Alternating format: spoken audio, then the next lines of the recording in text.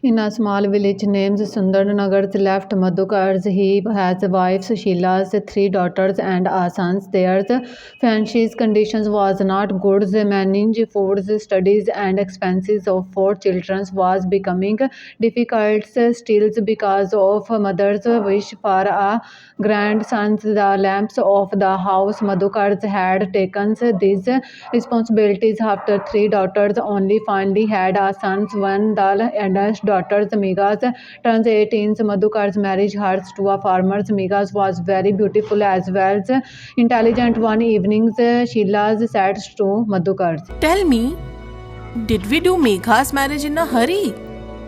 No, no. Why think about it now after 2 years? Just like that. Ever since her marriage, she visits only on Diwali. That's all. Everything is fine at Megha's home. In fact, because of our good son-in-law, there are marriage offers from the city for our other two daughters, Madhu and Meena. Really? Are they good boys? Yes, both have good jobs, big cars, and their own houses in the city. Their families are well-to-do. Sons Madhukar's younger daughters Madhu's and Meena's got married. Since both couples left in the same cities, the sisters met off and their husbands also becomes close friends. Madhu, isn't nice that we both live in the same city? We can meet anytime. Yes, sister. If only Megha also lived here, it would have been perfect. Gradually, Madhu's and Meena's are proud of their wealth. Whenever the meets, there's only talks about new shoppings and luxuries. On the other hand, whenever Megha's husband says, Why not save something for Laddu's future so he never feels short of anything later? Megha, I'm really lucky to have a wife like you. Whenever I think of spending on you, you think of saving for our son. Proud of you, Megha. days passed and Madhukar's sons Mohit got a good job. He decided to celebrate his father's 75th birthdays, gradually leaving all their relatives and friends. So he said to his mom, Mom, why don't we invite everyone this time? All our relatives. Please call Megha, Madhu and Meena today itself and ensure that they will come on time. That evening, Sheila's invited all three daughters and their husbands, Madhu's and Meena's, came carefully in their own cars, while Meghas arrived by bus with her husbands and little Laddus. Saying her Madhu's whispered. Look, Meena, good thing Megha doesn't live with us in the city. Just see those clothes and how Jijaji is dressed. Even their son, Triu, completely different from her status. That sari, that dupatta, and those clothes. Oh my! Ignoring Madhu's both sisters went straight inside. Even Mohit also ignoring them. Meghas felt allowed. Just then her parents came out. Madhukar took the bags from his son-in-laws and Sheila's borrowed waters. Meghas asked softly.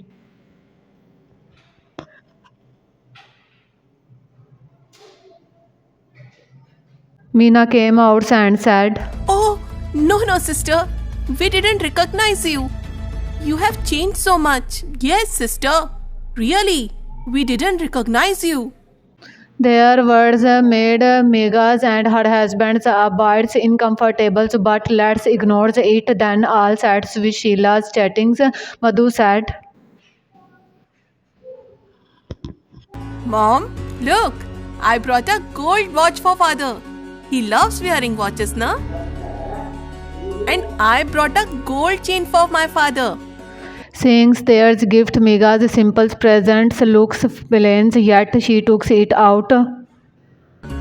Mom, I brought this sari for you and clothes with a shawl for father.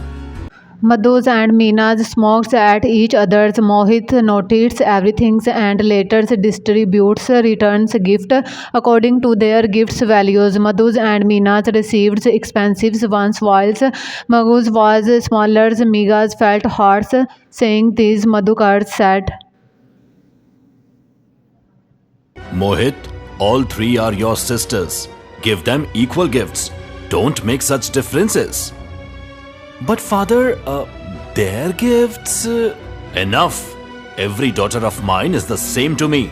No arguments. So Mohit gives a similar gift to Mega's Wells letters outside Meena's whispers. Madhu, I think I'll give Laddu 200 rupees as a first gift. That will make him happy. What say, sister? Oh, I was thinking just 100. Both laughed. Mega's husband Suresh overheads everything. Now he understands why they had been treated differently after returning home. Suresh said, Mega.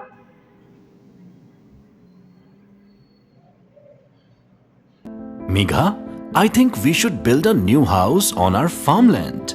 What do you say? Why? This house is also good and near the fields. Still, Suresh calls cities authorities built a grand new homes by the farms, both all modern comforts and continues his works. Do he honors properties, roads, growths he delivers in living simple, but he could not forget how Megas had been insulted. He was not able to digest that insults. He sent a letters, both a luxury cars to one day to Mega said. Megha, Laddu's 5th birthday is coming. Let's invite everyone and have a big celebration with puja and party. Of course. Everything we do is for our son's happiness. I really like your idea. Megas invited her sisters, brothers, and parents when they arrived. Stunts the big house, beautiful fields, cool breads from the balcony, grand decorations every evening's parties all left them speechless. They were not able to believe that Megas is so wealthy. Madhus are we dreaming?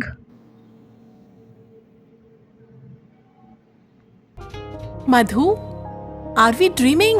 Look at Megha. She looks like a queen. And Laddu, for whom we brought just one dress and toy, but he looks no less than a little prince.